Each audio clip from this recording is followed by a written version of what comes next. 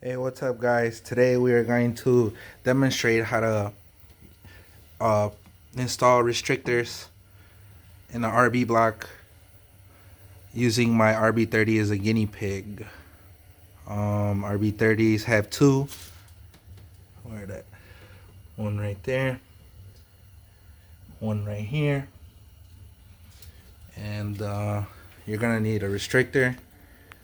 We went to PRP for those. RB30 has two, RB26 has one. The rear one is the block off one for RB30, and then we went with the 1.1 for the front.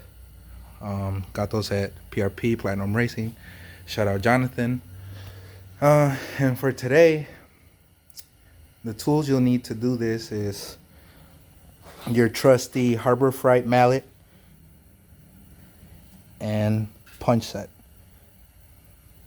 Really, that's all there is to it. Just gotta punch them in.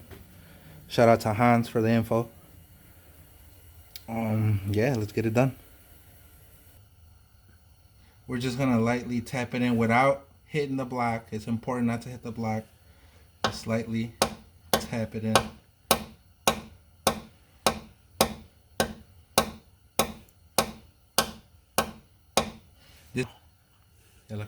This is the rear one.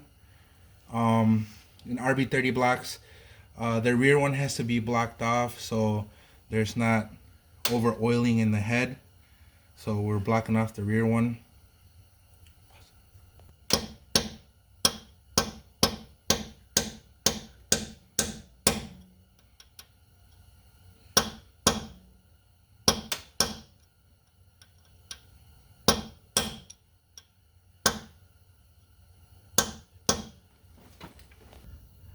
Okay, so now we got the rear one, the rear block off one in. It's supposed to sit flush with the block. Done. Time to do the front one.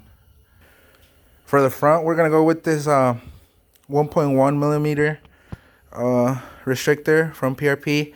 I guess I read Nito said with the 1.1 you're having good oil pressure and good luck under 32 strokers, and this is basically what it is. It's a Nitto 3.2 stroker kit, RB30 block. So yeah, we're about to start doing the front one.